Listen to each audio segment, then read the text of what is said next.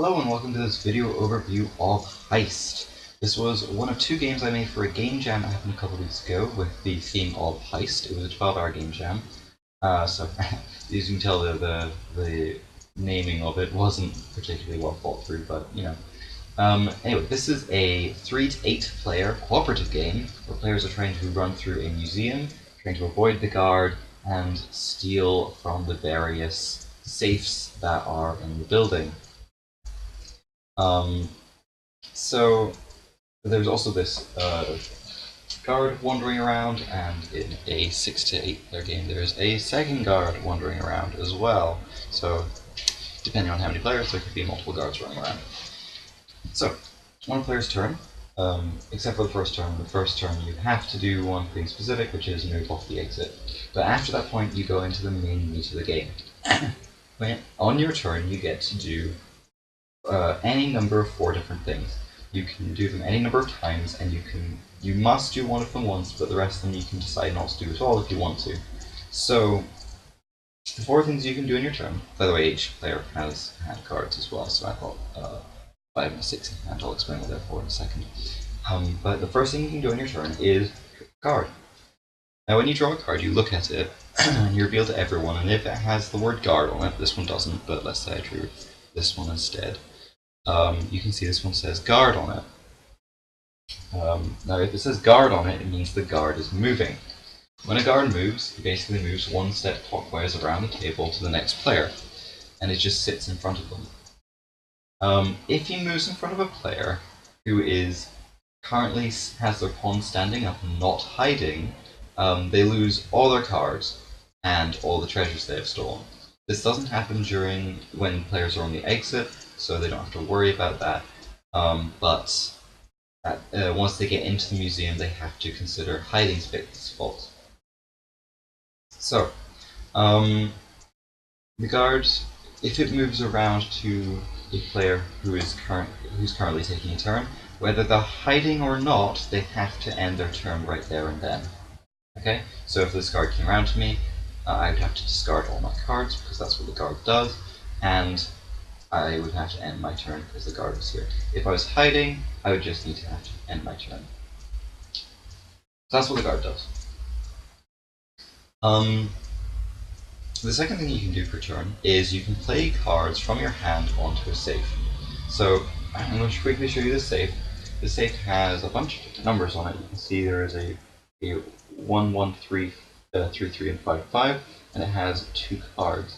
By the way, on the back of these safes there is treasures, and they're worth different amounts of money, and they have different powers when you actually achieve these treasures. So that's what we're aiming for. So I'm, for example, going to place 2 5s on the safe here. So I just do that. It's as simple as that. The third thing you can do per turn is you can discard a card to move from one safe to another, or to the exit. If you move to the exit, you're out of the game. You're done. You've escaped the museum with everything you have stolen. The final thing you can do is, if I had 2 cards, is discard both of these cards. Any 2 cards will do. They don't have to be numbers or anything like that. You can discard 2 cards to hide, just turn sideways. This stops you from losing cards if the guard comes to you, which isn't that bad.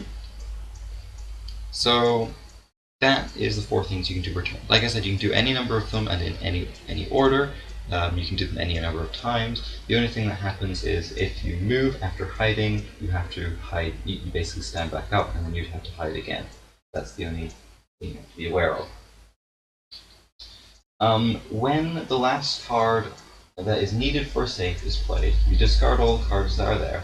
You flip over all the cards that the safe has under it, and you decide who gets these treasures. Now don't forget, if a person has these treasures and they get caught by the guard, they have to discard them. So you want to make sure they're given to someone who can keep them safe.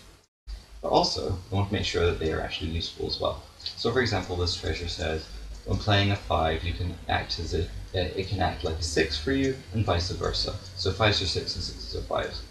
On this one it says you may hide by discarding only a 1 or a 6 instead of the normal 2 cards. So these are better for people who have 6s, 5s, and 1s.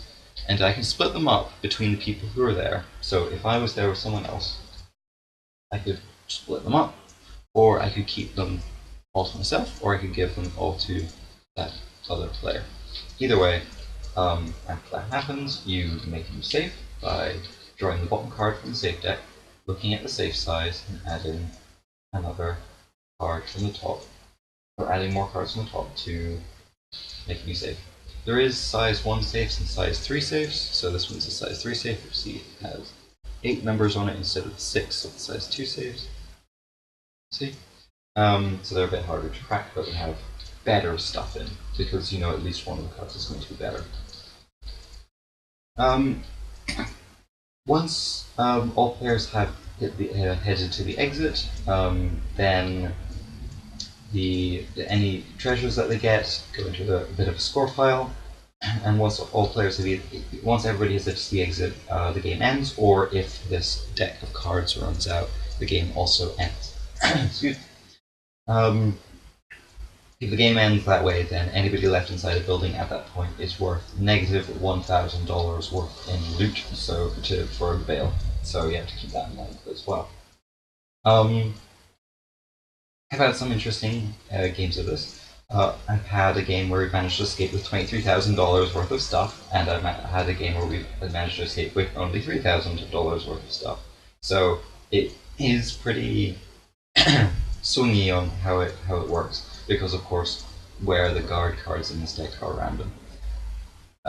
So you never know when a card comes up. So that's kind of push your luck element of the game, and of course it's cooperative, so everybody's trying to work together to decide how the best way of dealing with these cards are. And of course, if you're spending cards on movement and hiding, then you're not spending them on cracking safes. So you have to keep that in mind as well.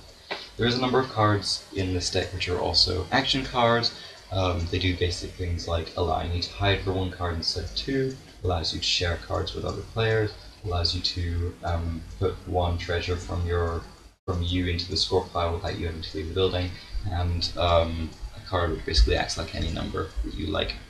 But that's it.